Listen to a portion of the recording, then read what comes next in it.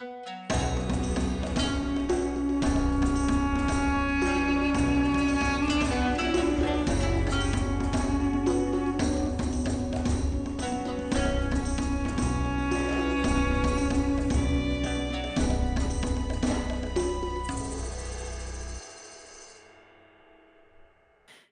gamers, this is Liz Davis from Beyond Solitaire, and I'm very happy to be here with a quick interview with Luis Salas. He is one of the Zenobia finalists for this year, and he's the designer of an up-and-coming game called Silencio. How you doing today, Luis? I'm very well, thank you. I'm very excited to talk to you about your game. So, for people who have not been reading like the Zenobia graphics and stuff, what is the basics of Silencio? What's the game about? Okay, my game is about a community in Mexico which is being affected by a wave of violence. And it's about all of the people in there and how they react, and often what is their purpose in those cases, like what they want to do, what they can do as a reaction to all of this. Excellent. And then, so mechanically, what's happening in the game? So, like, if you're gonna Okay, say, "Oh, it's worker placement," or "Oh, it's deck building," or what kind of game are we looking at? on a very basic level, it's a set collection game in which you get to take a couple of cards, which are the different people living in this community, and you have to get together the families that are composed like throughout this community. And the game has 24 citizens or people who are divided into 8 families. So once you get all of the families together, you win the game. And to use like different actions, you get to choose them. I'm looking at this place right now because I have all of my my prototype layout. So Oh, over that here looks I have good. the little card. Yeah, and so that's the thing you do. You try to get together the people, like doing the sets of families, and then to do that, you choose different actions uh, that could be related to the hand management, like the way you can get cards and pass cards to other people. Yeah. And then you mentioned that there's a journalist in the game. Who is the journalist? Is that a player character, or are you all journalists, or how does that part play a role? So there are these kinds of characters which are journalists, activists who have different actions that are more powerful, kind of representing how even though they don't have much power, they are willing to make a change in society. In other versions of the game, the journalist was a player role in that was trying to find the truth on the situation and bring it to the light. The reason there was a shift on this perspective was that I realized that I wanted the game more to be about the community Hmm. and about how it is affected by these kind of violent outbreaks. And so the journalist's role was uh, degraded in a little bit. Fair enough. That's fair. So, what inspired you to make a game on this topic? Well, I grew up on a time, well, on the time of the explosion of violence in Mexico. We have been for more than a decade, I think 15 years, uh, well, living in a situation of constant outbreaks in different communities. And we've got to see a lot of cases in our day to day life. So actually, the inspiration for the game was the idea of seeing the Zenobia award and thinking, what kind of game could I make that resonates with people and that it's worth playing in a way. What kind of theme I can explore that can do make a change, at least in the perspective of other people. And this game or this theme is very personal to many people like right now, and it's been difficult to tackle in many ways, especially when I played it. There are many reactions to this theme because everyone has a different story, and you cannot just make assumptions on how they will react or not. Uh, but yes, I chose this because I thought it was a really important thing to think about. So when other people play your game, what kinds of responses have you gotten? And did you make any changes to your game based on what other people who had been through your same experiences thought? Well, yes, I well really I have always been thinking on what will the people, how will the reactions be, and also it was very important to me to be able to share it even with people who have been affected more closely than I have. Uh, so even at the start of the game, when I was starting designing, I reached out to a couple of friends who live um, on more dangerous cities or more dangerous regions where these violent outbreaks have been more common or they have lived through them. And with with that into mind, I started designing in a way that was sensible as much as I could, while also exploring this topic. However, once I started playtesting, it was still difficult because you have to explain all of the rules, like what are the consequences of your actions in the game. Like maybe this person who you have on your hand right now uh, won't be alive by the end of the game because of how it works, because of how it plays. And many people have, uh, well, I especially remember a friend of mine who was very moved and who felt like it was a very difficult game to play just in an emotional level, because it was difficult to reconcile that this thing that we are abstracting and playing just with a hand of cards was also a very big part of our reality. And so he felt really uncomfortable, but at the same time, he felt like uh, it made sense. Like the purpose of the game isn't maybe to be the most joyful, is to generate that reflection on which to chew a little bit on. But I also have a couple of reactions which have been more interested on the game because in the end, while you play, you are also thinking on an objective. In this case, the objective is to get all of these families together.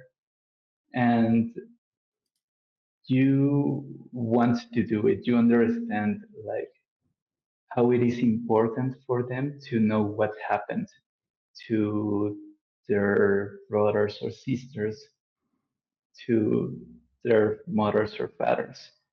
And you get to feel that sense of accomplishment once you do it. This is a tough topic to talk about. It's clear that like it means a lot to you and to the people that you're playing with. Is this your first game design as well? Like your first attempt to make a game? Oh, not really. I have done a couple of games, but I have never explored a topic like this. This is actually my first historical game design. But before I have tried a couple of designs that go through themes of fiction, and it's very different, and it has been very interesting to develop this project because to start with, I always thought of this that that it will have to be a very complicated game because I have already done a couple of smaller games, and so I thought, okay, this is a difficult topic. It should be a difficult game, and Mm. I was trying to represent loads of things like on the game systems, and every time I wanted to uh, get something else um, into the game, I would add it and it will grow. Uh, and I realized I couldn't do it in a way that it didn't make sense for me to do this game because I really wasn't happy with it. And once I realized that even though this was a difficult topic, it shouldn't have to be a very big game, I went the other way around and actually for the prototype that got me to the finals, I I got myself a very interesting restriction, which was that the game should fit in an Oink game sized box. And yes, and I did it, and it's very nicely put together in that way. And even though it works, it will grow larger a little bit at least. I really like the fact that it's a small game, but it will grow a little bit in order for all of these mechanisms to represent better uh, the real life mechanisms that I'm trying to talk about. Yeah. Yeah. So it sounds like the game has been through a lot of changes. What change was maybe the hardest for you to make? Like, was there something in the game that you really wanted that you had to get rid of? Oh, okay, yes. The iteration right before this one was the one that you probably heard about, which is the one of the journalist. So there was a time in which I developed the game as a two-player game, like a two-player cooperative game, which was very interesting because both of the players would start on a different point of their timelines. So a player who was representing a person who lived in the community would start like um, in 2010, while the journalist will start to investigate what happened on that community in 2015. Mm. But the players will be going back and forth, playing turns, and the time would go a little bit different to them, so that in a certain point they would get together, like by the end of the game. So the journalist would try to figure out facts about the things that the player um, who was in the community was doing, the victim in the end. And I really like that idea because the way in which it played was very. Uh, they were sort of sharing resources in a way. Yeah. For example, the player in the community had to roll dice that then he would have to pick so that the journalist could play because the idea was that he was in the past choosing what would be useful in the future. Uh, but I that was the point in which it became very big, and I had to reset the game, the concept of the game, in order to make it express better and work better as a game. I can see how that'd be hard. That does sound really good. But kind of a last real question. What makes the current version better? And what changes are you anticipating before you turn in your final draft right now? Nothing set in Okay. stone, of course, but Okay. Sure. Okay. The thing that made me change all of this was the sense of community. I really wanted this game to be able to play with a couple more people because of that shift, that idea that I was telling the story of a community that was going through something that's very very difficult, and to do it with more players to be able to share that experience and go through it and battle through it in a way uh, was very important for me. So that's why I made the shift. Oh, I would also like to comment a bit on this.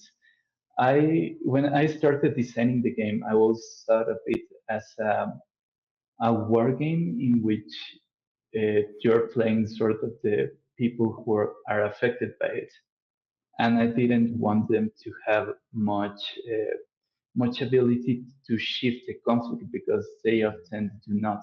Even to defend themselves, it's very tricky. Most times you can only flee, and so I was trying to generate that experience and that sense of being trapped. And it's always uncomfortable, but at least it's better when you have many more people to share it with. Yeah. And yes, through my playtests, I found that actually doing it as a multiplayer was was making it have more sense. People have a little bit of um, limited communication, and anyways, there's always this sense of we want to go through this together. Want to get out of this and uh, be able to help all of these individuals to get their families together. And some of the changes that I'm already working on have also to do with how time is represented in the game, which is very well, it's very cool to me. I think there will be a couple of very nice ideas that uh, you guys will be able to see on the final version of the game. But I've gone back to see my earlier drafts. I'm seeing how to represent also geography in a better way. Yeah. And all of these, both things are a way to make all of the events make sense. So all of the bad things that happen is so that people can understand why that happened while playing. And so yes, that's a little bit of it. I will be working also on uh, the effects of the cards, the way they affect the playing of the game, Yeah. and how they resonate throughout each play. Excellent. I am super excited about this now, and it's a cooperative game, right? Yes, it is. Perfect. Right up my alley. So I'm super excited about this game. But I know you need to get back to working on it, so I gotta quit jawing with you. However, what is a game that you're enjoying right now if you've got time to play anything? Oh, okay. To be honest, I've been playing quite a bit of Agricola lately. I recently discovered it, and I get why it's a classic. It's just very enjoyable. But to be very fair, the wooden animals, the tiny wooden animals, are a very fair part of why I like it so much. It's a very nice game, and I've been playing other things, but that one's the one that's keep it's been keeping a space in my mind lately. Fantastic. A classic. And then do you have any social media where people can follow you? For sure, I am on Instagram as um, esto es un poema in Spanish, Okay. but I can share with you the written form of the name, so that's easier to pass Perfect. on. I will put it in the show notes. Thank you very much. All right, Luis, thank you so much for having this chat with me. I'm super excited about how your game's going to turn out, and congratulations on being a Zenobia finalist. This is so cool, and I'm just really happy for you. Yes, thank you very much. I'm also very excited to share with all of you the final version of my game. So keep an eye on it. Thank you very much, Luis. All right, everybody. Definitely remember to like, subscribe, comment, ask questions, check out the Zenobia finalists, and most of all, happy gaming.